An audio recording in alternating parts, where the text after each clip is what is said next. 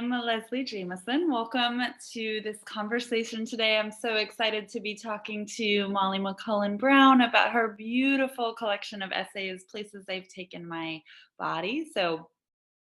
We are going to launch into a conversation and welcome all of your questions. But before we do that, I'll just say a few housekeeping notes about how the event will run.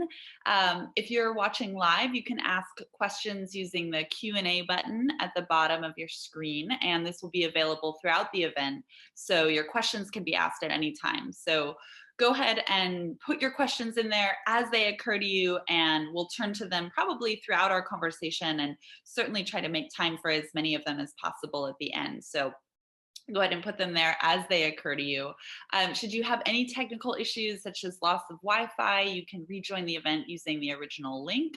And please also remember that the event today is being recorded, so you will be able to watch again. Subtitles are available in the event.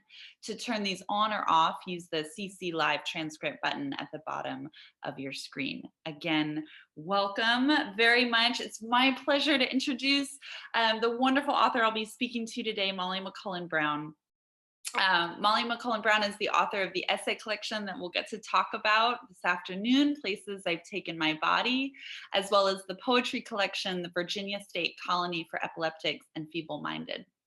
With Susanna Nevison, she is also the co-author of the poetry collection In the Field Between Us.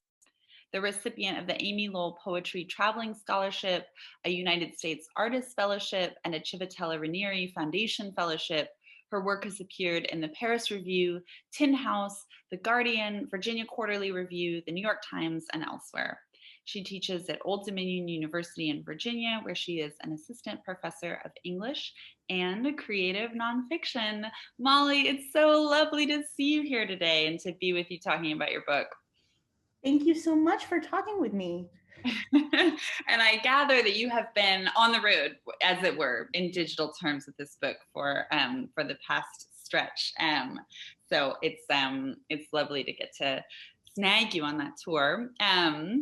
And I guess, one place, I mean, I should just start by saying, in preparing for this event, this was actually the second time that I entered the territory of her book, and it really does feel like a landscape in certain ways, a psychic landscape, a physical landscape, a landscape of language and feeling, a kind of constant conversation between interior and exterior landscapes. And it was just a pleasure and a provocation and a kind of an under the skin splintering of ideas and feelings to be in that landscape with you. So just thank you for writing this book. And I was really struck by something you said about it just as we were going back and forth a little bit about it that I thought might be an interesting place for us to begin, which was that you mentioned this is a collection of essays, but across the collection of essays, we end up landing in many, many corners of your own personal experience. And I'm, interested in the mechanisms, the craft mechanisms by which we bring our personal experience to the page, turn it into literature. And at one point you sort of described this as an accidental memoir, or like the process of writing an accidental memoir. And I would just love to hear you talk a little bit more about what that means to you to have written an accidental memoir, maybe said a little bit tongue-in-cheek, maybe holding some truth, and sort of why you kind of needed to trick yourself into the form of the memoir, and maybe what essays, rather than a straight chronological memoir, allowed you the opportunity to do. Yeah, that's such a great question, because that comment is indeed sort of both a joke and also deeply true. And I realize that sometimes when I talk about this book as an accidental memoir, or when I talk about being resistant to the idea of writing a memoir, initially it makes it sound like I have something against memoir, and in fact that is profoundly untrue. I'm a voracious reader of memoirs, and I love and adore them, and I think there's something incredibly artful in their construction. But I will say that when I started working on this book, I was 25 and 26 and 27 when most of these essays were being written.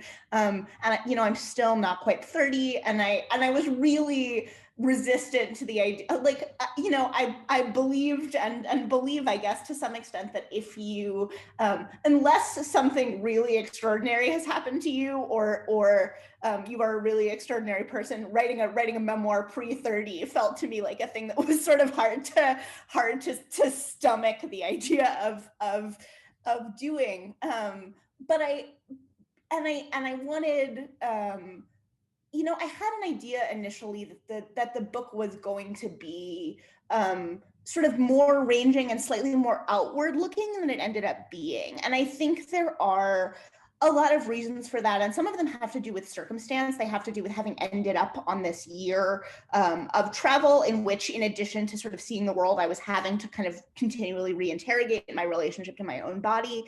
And it also, I think, has to do with the kind of recursive and returning nature of traveling and living with a disability, which is that in every new place, with every new experience, with every new lens, you are continually confronted with the same inalienable realities, right? And you have to return to them and relive them. And I found that in the process of living through the events in many of these essays, and then returning to my memory and my childhood, I was telling the story of my life through a continual return to these preoccupations, which I couldn't avoid practically, and so therefore couldn't avoid creatively, if that makes sense. Mm-hmm. Yeah, that's fascinating too, the idea of the essay somehow as a form perhaps that allows you to engage with repetition without like just enacting repetition. Like if there were certain concerns or certain reckonings, like physical reckonings, narrative reckonings, and I would be curious like what some of those kind of recurring confrontations are that you feel or we're trying to document, like that living with a disability is sort of putting you back into engagement with over and over again, but that somehow essays would allow you to honor that repetition rather than trying to like elide it or disappear it, but also maybe in each time you're coming back into the fray of a certain engagement, you're coming back to it in a slightly different way. That's like a beautiful way that I never thought about to think about the potential of what the essay could do. And I'm curious, like what some of those kind of recurring ideas, recurring reckonings, recurring sort of engagements across the course of the book are for you, looking at kind of how it unfolded and what it became. Yeah, so I mean, I think that the title of the book tells you a lot in some ways about the kinds of things that are continually at issue. The book is called Places I've Taken My Body, and my lovely editor and I had a lot of conversations when we were trying to land on a title about whether, if we called it Places I've Taken My Body, it was going to seem like I was like carrying a corpse around the world with me. But the book is really interesting in the sort of relationship and division between the body and self, right? So the notion of the body as this thing that is apart from the self, but also the notion of this thing that as the body as inseparable from the self, right? And it's interested in that contradiction and in that tension. And I think that the book comes back to that relationship from a variety of angles. You know, I'm continually interested in the body in places, but also the body as place, right? So the body in various landscapes, and also the body as a landscape and a country. I'm interested in the body as it collides with issues of pleasure and desire, the body as it collides with issues of faith, the body as it collides with various kinds of intimacies, and the way we know ourselves and one another. And then also this question of presence and abandonment in the body and in the self. And I think that the essays, they come back to those questions in a variety of literal landscapes and from a variety of intellectual angles. Mm-hmm.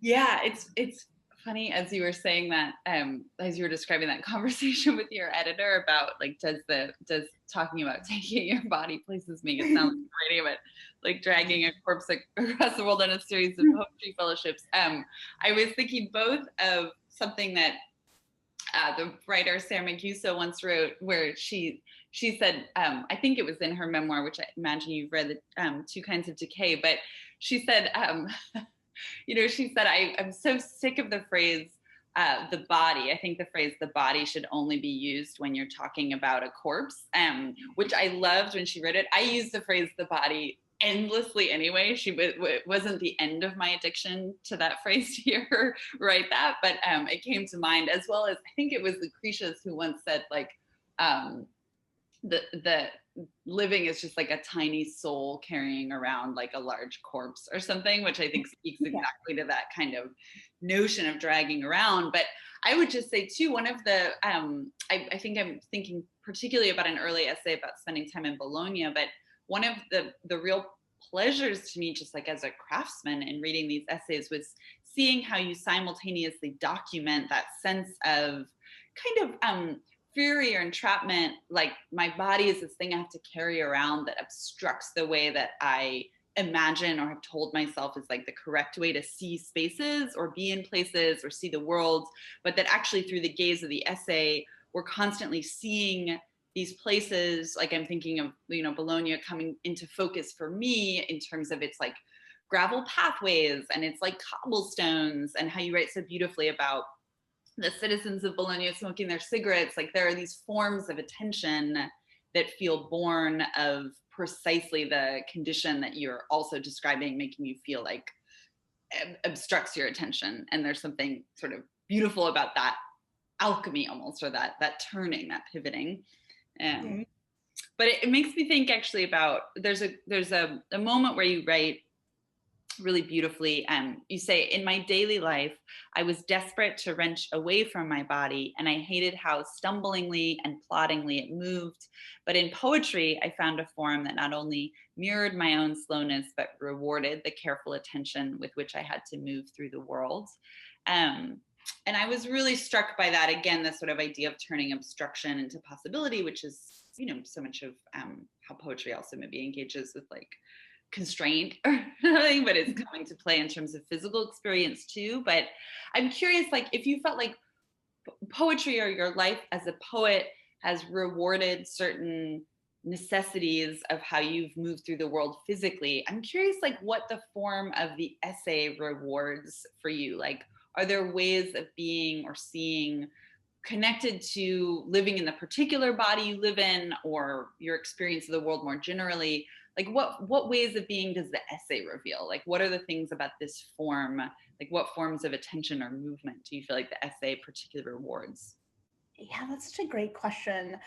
One of my favorite things about the essay form, and it's, Leslie, it's one of my favorite things actually about much of your work, is the way in which it makes it possible to see thinking evolve and change on the page, and be present not only in the solution or the arrival or the epiphany, but in all of the exploration and the trying and the error that leads to that understanding. And I think that there is, as we've talked about, a kind of slow and intentional and recursive way in which I move through the world. And I think that I love that the essay makes space for that recursion and that slowness and evolution. But I also love that the space of the page and the space of the essay is a space where I can move around much more fluidly than I do in the physical world, right? And I think that simultaneity, right, where I both feel like I can utilize the particular ways in which I move in body through the world, and also have a slightly less constrained and more fluid process of intellectual motion through both literal and cerebral landscape, is a real pleasure, if that makes sense. Yeah, it does. It does make sense, in that sense of kind of not just staging or dramatizing or articulating the point of arrival, like the insight or the place where you landed, but kind of getting to stage so many parts of the journey along the way. It makes me think about it wasn't the next question I'm going to ask, but I think it's worth a detour.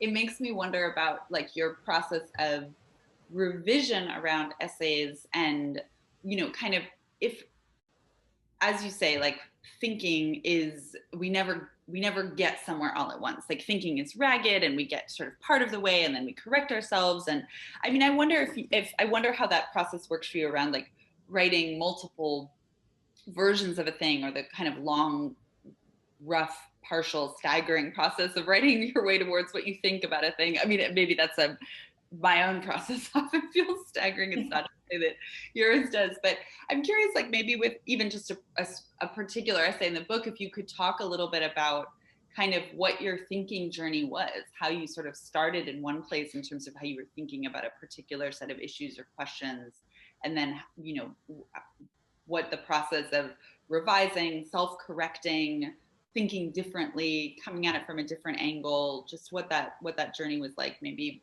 for one of these pieces.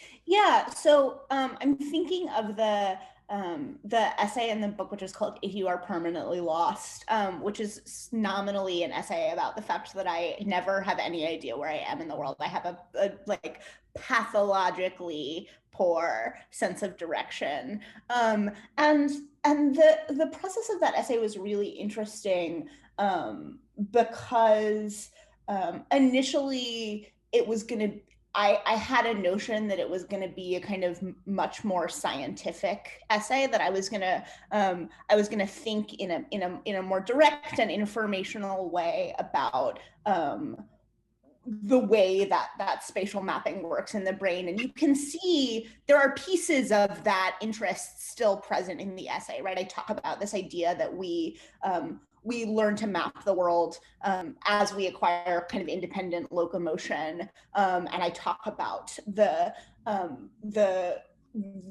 sort of homing mechanisms in a variety of animals, right? And as that essay took shape, it also became an essay about a poem, right? It became an essay about an Adrienne Rich poem that I love, and I started to understand the ways in which there were sort of much larger sections of the essay, which again were more informational. There was a much larger section in the essay about the way that various animals make their way through the world, and I think that there are many times in which that kind of information, in large measure, is really interesting and really useful and really integral to the heart of the essay. But I sent it to a friend who I love and admire, who helped me to understand that I was in large part using these sort of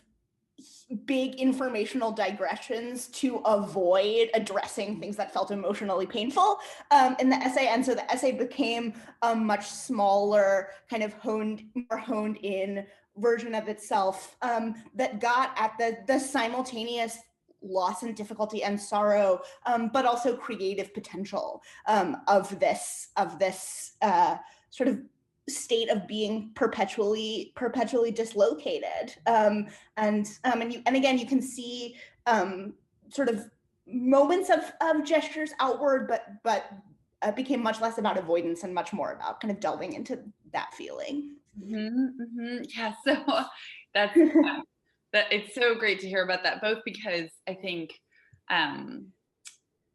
so much of the process of writing for me as well is sort of trying to learn how to see various kinds of measures of evasion and then fight them. And often I need, as you're describing, like sending the essay to a friend, I often cannot, in fact, see my own evasive measures myself. And so part of the strategy there needs to be less like refining my own sight and more just like engaging the sight and perspective of others. But that idea of like, there's so many ways to write about what feels hard or impossible to say, whether it's like the way that kind of the outward gaze, which can sometimes be so illuminating and oxygenating and many different things, but is sometimes a way to sort of turn away from the heart of a thing. Or even just, I'm so struck over and over again by sometimes, like, it's just like the way that my language can become vague, like I can hear it in the rhythms of my sentences, or just really see it in the prose when I'm scared of writing into something. And then suddenly these, the word something is everywhere because I can't bear to look at what this something is. Well, I just wanted to pause briefly to encourage people, if you're out there. I see we already have a wonderful question in the Q&A that we're going to turn to soon. And I would encourage anybody else who's here and wondering about things, either from reading Molly's book or hearing her speak, please go ahead and put your questions in the Q&A function. I know we'd both be curious to hear what is on other people's minds in the room, even though I would happily monopolize Molly for days and days and days with my own questions, which I have plenty of. I did, I mean, we've been talking some about the body, the corpse, and I think you at one point you talked about the a miraculous infuriatingness of bodies. But I wanted to ask you a little bit about kind of what it was like to have as one of your primary subjects in this essay collection an aspect of experience that in certain ways you're also kind of like sick of talking about. And you write about that in these pages as well. You write at one point, I have to talk about my body everywhere I go. And you sort of narrate this process of, even having like the kind of go-to sentence that you use, but constantly being asked by strangers, by first dates, by students, by, just kind of being asked to like account for yourself and account for your body. And you both do justice to that kind of recurrence and the frustration of that, but are also finding in these essays, an incredibly illuminating set of ways to write about that very same subject that you're constantly being asked to talk about in this sort of reductive and frustrating way. So I just love to basically hear, how did you what was the process like for you of finding a compelling way, compelling not just for readers, but compelling for you as a writer, to write into the body as something that you're also a little sick of talking about? Yeah, so that's a great question, and it has a couple of answers. And one thing I will say is that there was an interesting moment in putting together this book, because many of the essays, in fact, the vast majority of them were written originally as standalone essays and were published separately from the collection as a whole. There was a time when I was putting the book together, when my agent and my editor and I were essentially talking about how much reoccurrent information we were going to leave in the book, right? Because every essay essentially has to explain what cerebral palsy is, right? And many of the essays iterate, I have an identical twin who died when we were infants. Many of the essays iterate an experience with chronic pain. And so we were talking about sort of what we were going to cut and what we were going to leave in the process of putting together a collection. And we did end up cutting a fair amount. We cut, detailed descriptions of CP from a huge number of the essays, but I intentionally left in a fair amount of recurrent information, because I was interested in not just talking about the facts that I have to talk about my body all the time, but a little bit embodying that experience for the reader, right? So that you have a moment where you think, I know this already, I'm bored of this, I want to get to the next thing, right? Because welcome to the party, it's often very boring, So I was interested in figuring out ways in the collection not just to articulate an experience of kind of frustration with an internal preoccupation with the body, but for lack of a better phrase, to literally embody it, right? And to place the reader in the experience of that frustration, which felt freeing and interesting in a certain kind of way, right? I'm going to be sick of this, and in a certain sense, you're going to be a little sick of it with me, and we're going to push through what that feeling produces and the kinds of tension it produces, right?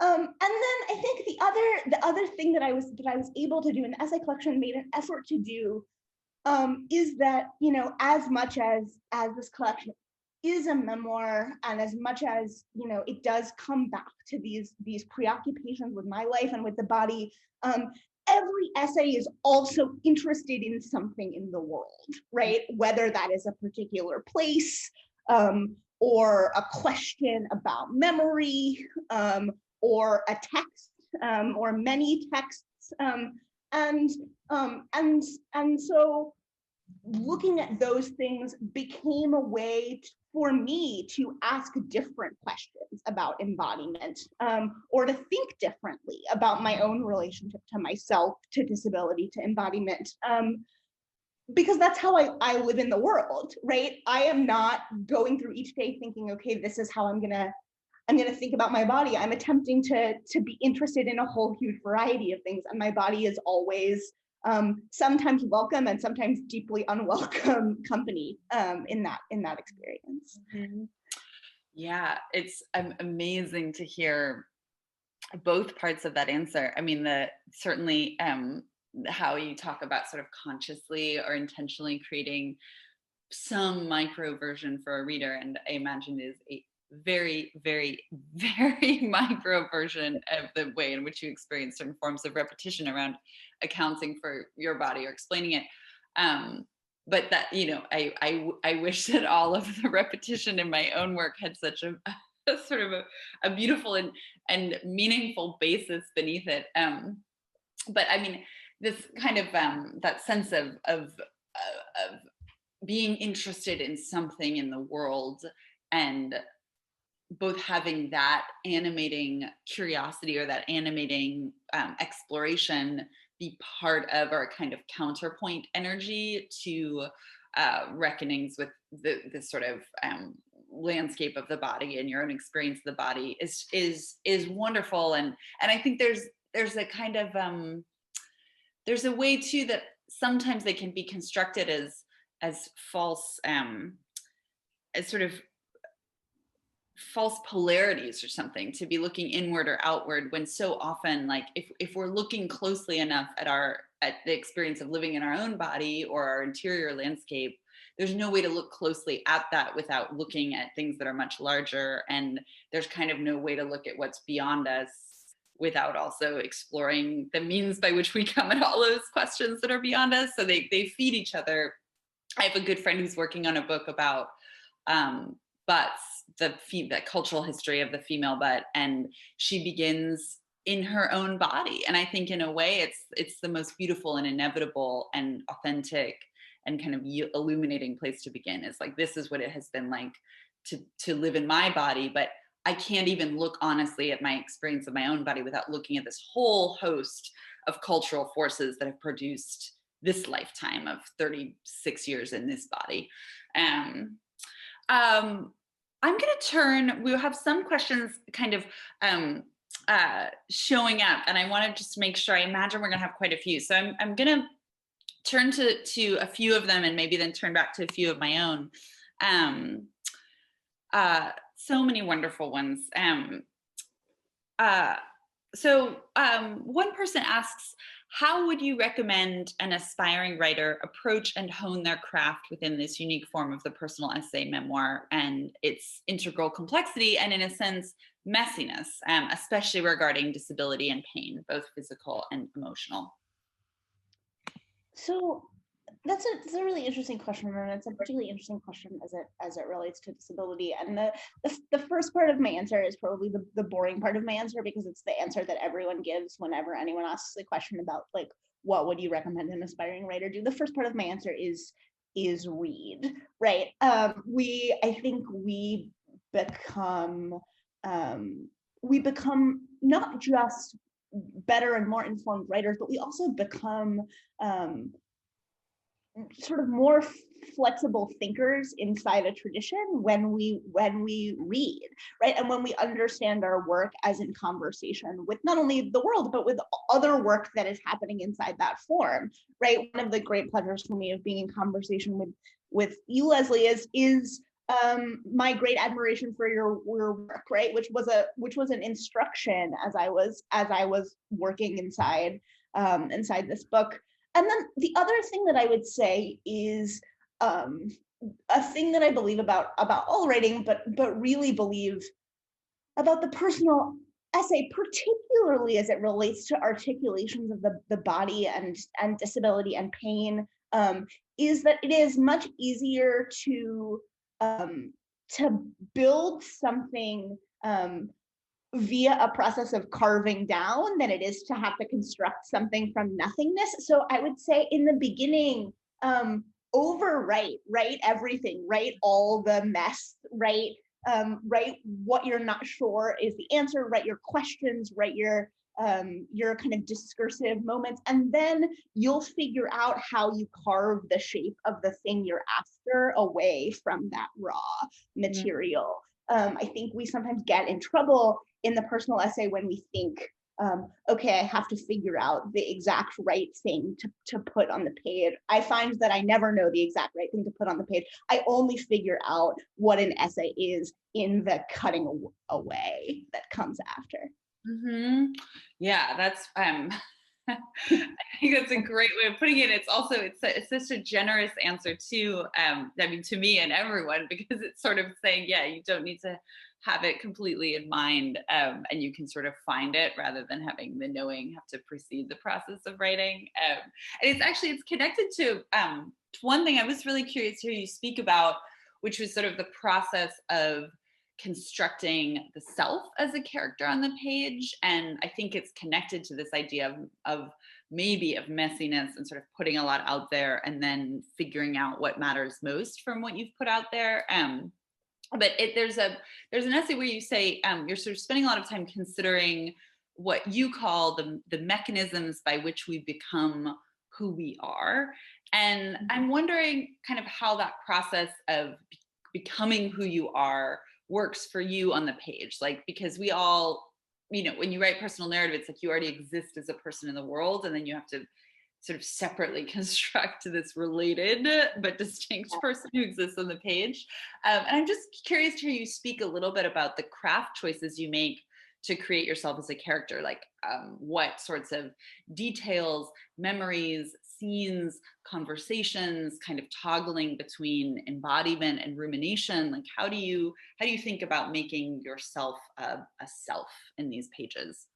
Yeah, that's such a great question. And I'm gonna come back in answering it to our sort of earliest moment of conversation in which I was talking about the difficulty or the resistance that I encountered in writing this book as a memoir, because I was so young. And I think that one of the things that I struggled with or worried over was this notion of like, I don't know anything, right? Like, I don't have clear answers to anything. I haven't figured anything out. And in many instances, I am writing myself right up to the present moment, right? Like, there are an enormous number of these essays that end in the very immediate present tense, right? So I can't do any moving into the future. I can't do any saying, and now I understand this. I can't do any even pretending at epiphany. And so that created a really interesting pressure in terms of how I was going to construct a self on the page, because it had to be a self who was continually admitting that she didn't know anything, right? Or hadn't figured anything out. And so the essays in the book are full of gestures in which I sort of do the like television equivalent of turning toward the camera, right? So gestures in which like moments in which I say like, well, here we are in this moment full of questions, or moments in which I admit I wanted to say this thing but didn't, right? And here is what I say instead. And that I think that gesture, that sort of plain admission of encountering my own questions or my own failure to know something or do something or say something, or the division between what came out of my mouth and what was going on in my head, that I think was the only way that I felt like I could put a self on the page who was honest in her articulation of what was happening. And I don't mean honest in the sense of, I think sometimes when we think about memoir or we think about personal essay, we think about the totality of a person on the page, right? And there's no way to do that. There's no way to put your entire self on the page, and it wouldn't be interesting, but I never wanted to be the most important thing to me in the book, having spent so much of my own life avoiding articulating needs or posturing certainty when I didn't feel it, or not saying something to someone, or not articulating pain and experience. It was really important to me that the self on the page be a self who didn't do any of that avoidance, right? And so that, I think, was the thing that I was always keeping in mind most. And those gestures of just sort of plain admission became, I think, really important. Yeah, as you were speaking, I was thinking about this moment in one of your essays. Maybe the British version has a different cover, but I have my beautiful copy of Molly. It does, but you have the American version. Yeah. I'm thinking about one of the essays in here, The Broken Country, which is, and hopefully we can return to it in a little while. It's about many things, including desire and pleasure. But near the end, you say, if this were a different kind of essay, I would leave it there, or I would tell you that I've arrived at a reconciled point. But you don't leave it there. In fact, the essay continues for another page and a half. And that feels to me like it was one of the moments I was really struck by, moved by, engaged by. That's precisely what you're talking about, sort of almost like turning towards the camera and saying, another version of another self might offer you a kind of resolution here, or a kind of okayness, or a kind of, this is how it all turned out, and this is how I became at peace with this element of my experience in the world. But actually, that's not this essay. And there's something really thrilling emotionally and craft-wise about that, because it's thrilling because you feel like you're in the company of somebody who's telling you the truth about themselves and the world. But how to the craft difference between just continuing the essay or pausing to say, I'm not stopping the essay, I'm continuing the essay, is also kind of huge. Okay, there are a couple of questions that I'm gonna bring together, kind of bundle for you. There are many thoughtful questions in the chat, and I think we'll be able to get to all of them because we have a little bit of time left. But these two struck me as being related to each other, so I'll give them both to you. They're both about kind of putting the collection together. One person asks, with reference to taking individual essays and compiling them into an entire collection, how did that process look, and how did the form and structure begin to take shape within the book as a whole? Was it always a structured and conscious process, or did the shape and your experiences begin to thread together more naturally? And then Jordy asks, hi, Molly, could you talk about how you put your collection together? Were there essays that got cut, any essays that didn't work, or provided lines for future poems? Sorry for the awkward question. I think I asked my best ones at your last event. Oh my God, how often is the fifth question the best and truest one? So thank you, Jordy. But I thought I'd put those together since they were both sort of speaking to that craft of compiling a collection as a whole. Yeah, so I'll say, first of all, that it's funny, and I say this with deep consciousness of the fact that I've just taken a position as a professor of nonfiction, and I sort of hope none of my colleagues are listening to this admission. But my training is as a poet, right? And I very much sort of accidented my way into being a nonfiction writer. I've always been a grateful and attentive reader of nonfiction, but I never imagined that it is a thing that I would do. I started publishing essays largely because I have always been a person who looks for her company in books, right, and her community in books. And I found that I was struggling to find articulations of particularly female adulthood with a permanent visible disability that felt like they were company for me. And so I wrote largely as a way to sort of create that company, I think. And the collection of essays came about because my wonderful editor who put out my first book of poems, Gabriel Fried, wrote to me, having found a couple of my essays online, and said, like, you've thought about writing an essay collection, right? And I knew just enough at that point to know that if someone says, do you have a book idea, you lie. And you say, yes, I totally have a book idea. I've definitely thought about this. this is absolutely a thing I can do. So I lied, and then I had to figure it out. And in some ways, there are practical circumstances that I think really turned this book into the book that it is, and one of them is that I won the Amy role, right? And so I spent this year abroad, in a very isolated way, in a very lucky way, and in a very difficult way. And that experience really became, in many ways, the kind of backbone and the through line for the book, because I was living this experience that was so immersive that it was really hard to imagine writing about anything outside of that experience. But I will say that this is the other place where I really recommend talking to people who are smarter than you about things. Because when I put together the initial version of this book, it had a much more linear form to it. The essays about my childhood all came sort of very close to the front of the book, and it moved very much into the present tense, and the essays about my experience abroad were the kind of back half of the text, because I didn't know a ton about how to organize a collection of essays, and I understood it as a kind of memoir at that point, and I thought, okay, well, we should move in a linear fashion through the text. And I have to give a shout out to my wonderful agent, who was like, this is a bad idea. Don't do that. Because we talked about the ways in which essentially there are really two kinds of essays in the book, not just in terms of there are essays that are more about my past and then essays in the present moment, but there are essays in the book that feel sort of more worked over and more polished and more like they are at a kind of point of real like arrival and understanding, and that feel kind of like objects that don't have hinges that you couldn't take apart, right? And then there are essays in the book that are they are more discursive, they do more of that turning toward the camera, they are messier. And eventually, as we were talking, we sort of thought about putting the essay collection together a little like you put together a mixtape, right? Which is that you want sort of rises in the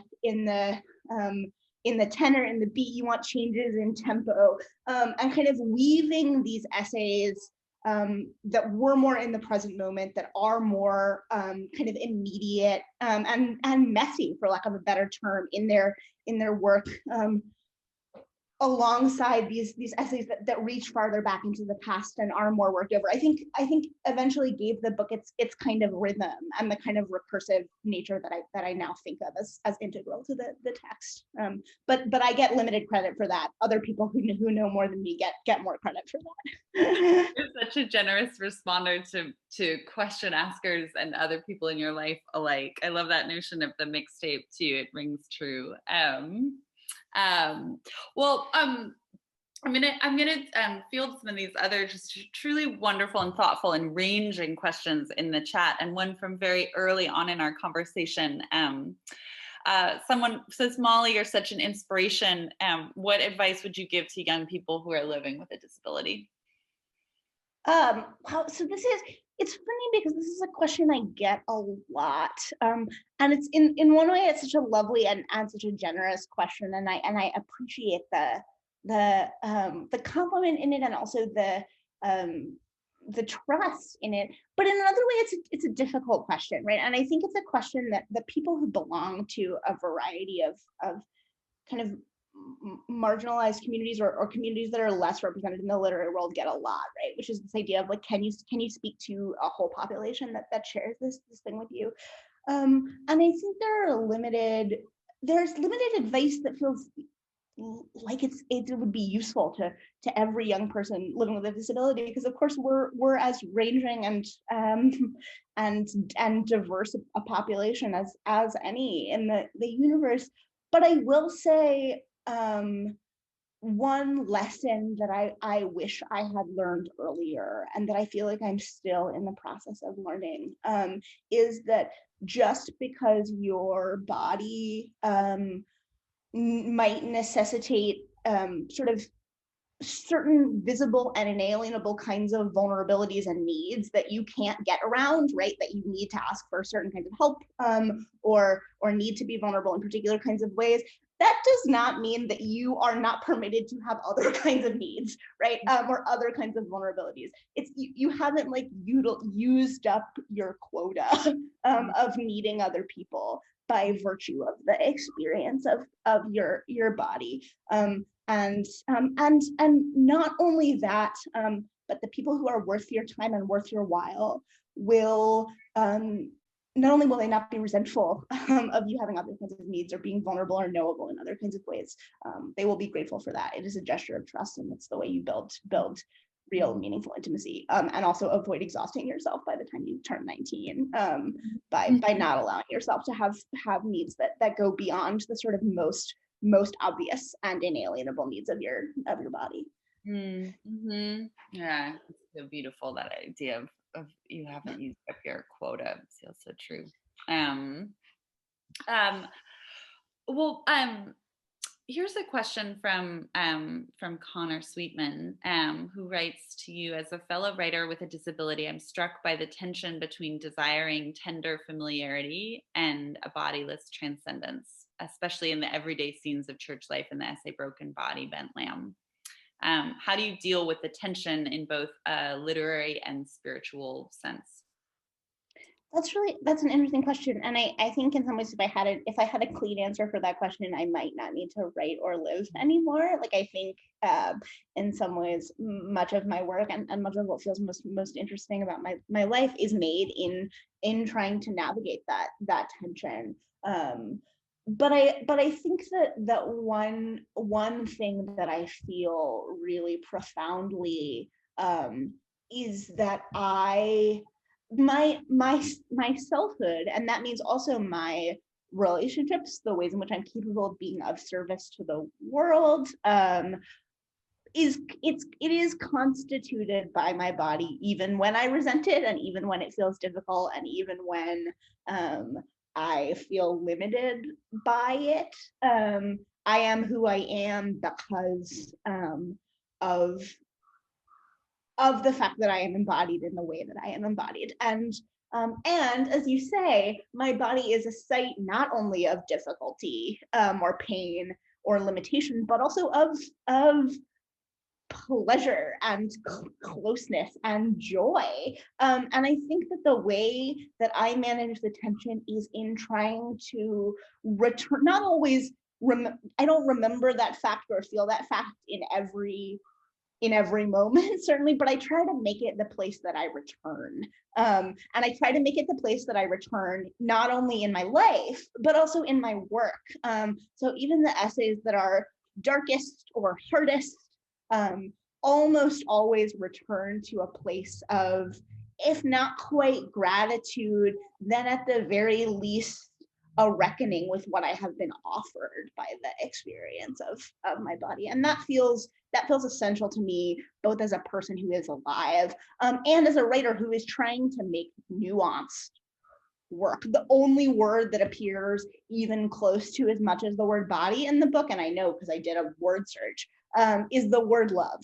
That is the only word that is, even like, it's still not as many times. No word appears in the book even close to as many times as the word body, but love is the only one that's even edging up there. And I think that's not an accident. That's funny because there's another question that just popped up in the Q&A that says, do you have a favorite word and or a word you overuse? And in a way you just spoke to that question of it's body. I had a moment where I was like, maybe you do an experiment where you have to write for like an entire month and you're not allowed to use the word body at all, just to like see what would happen. That's a piece of advice that poet Louise Glick actually gave me. When she finishes a book, she makes a list of all the words that she feels like she used frequently in that book, the sort of words that were the lexicon of that text, and she doesn't allow herself to use any of them in her next project. And I think that's part of what is responsible for the fact that her work just has an enormous sense of range, right? And every book is like wildly different than the book that came before. And I sometimes am like, I too want to be a writer with an enormous sense of range. Maybe I should cut the word body out of my work, but I feel like I can no longer cut I can no more cut the word body out of my work than I can cut myself out of my body, right? And I just have to be aware that that is a universe that I am living inside. Mm-hmm.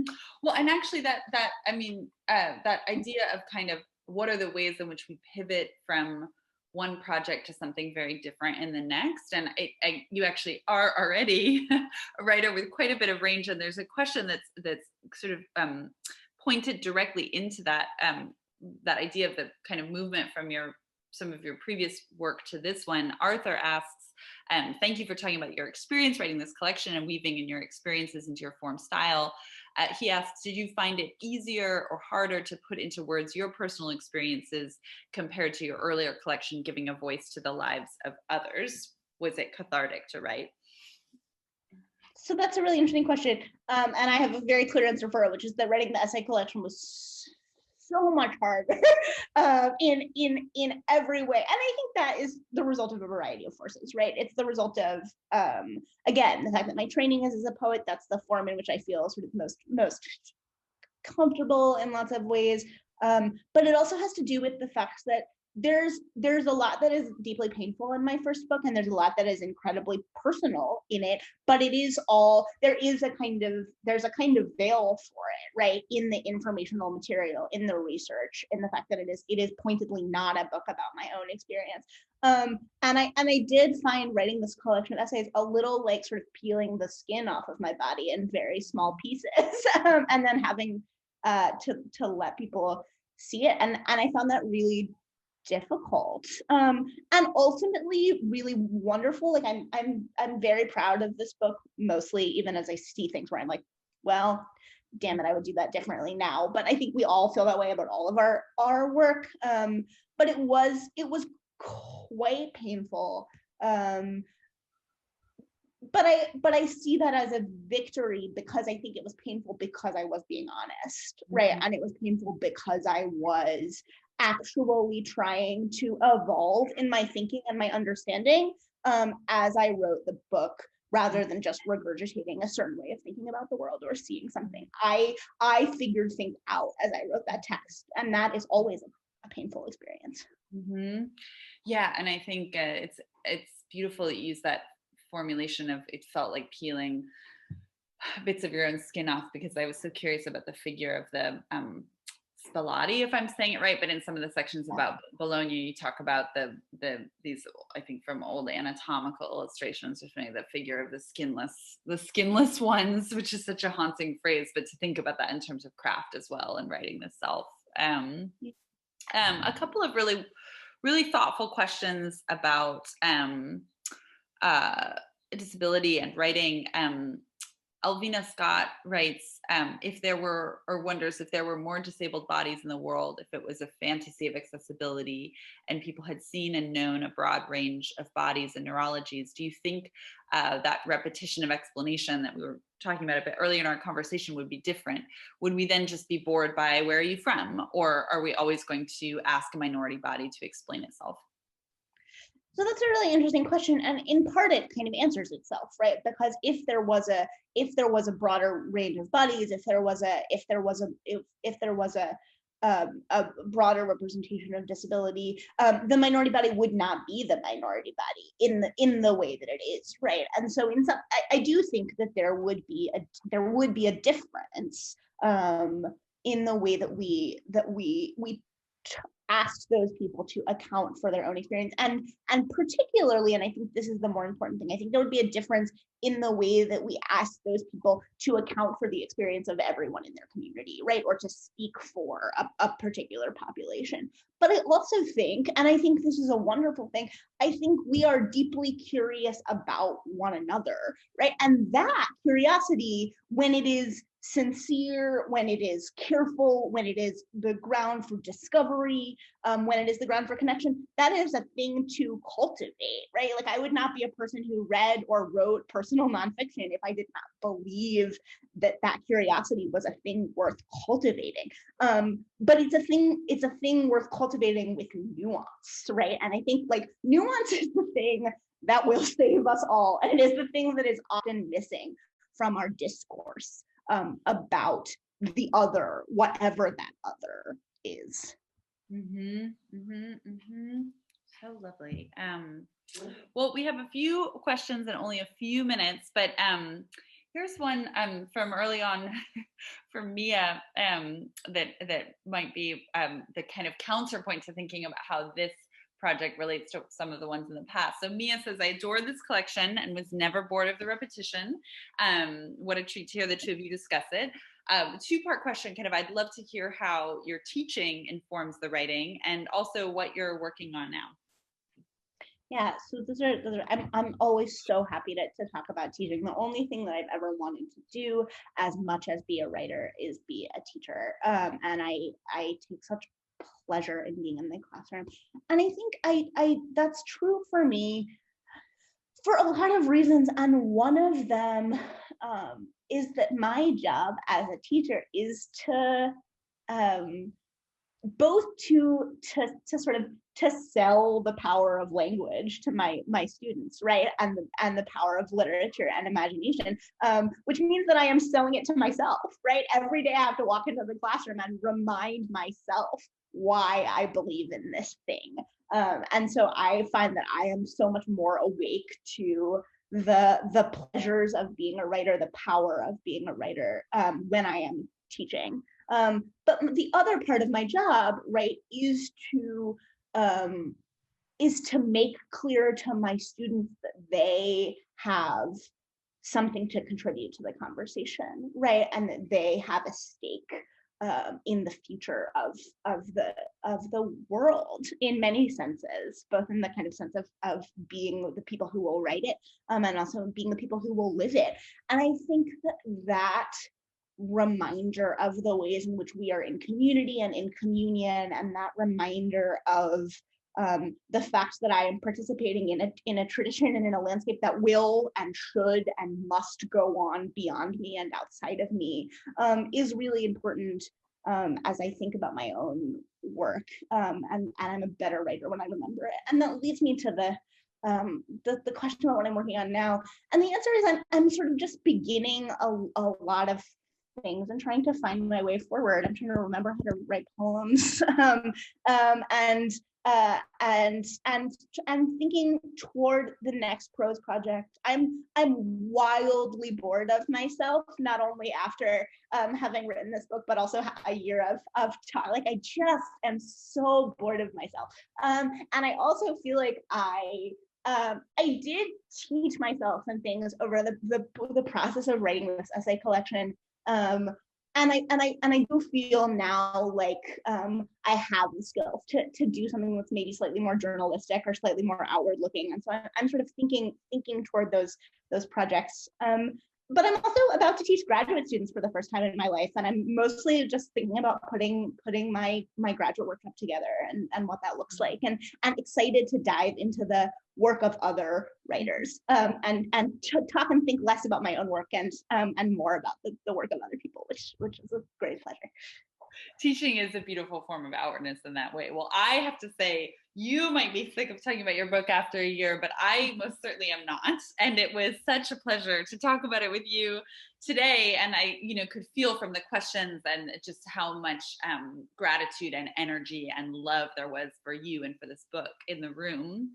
So thank you. I have a few just kind of closing housekeeping notes, the most important one of which is for those of you who don't already have and love Molly's book, or already have it and are going to buy 10 copies for people that you love, you can purchase a copy of Places I've Taken My Body through the festival's partner bookseller, Fox Lane Books. For more information on book sales, you can look at the festival website or head direct to the Fox Lane Books website.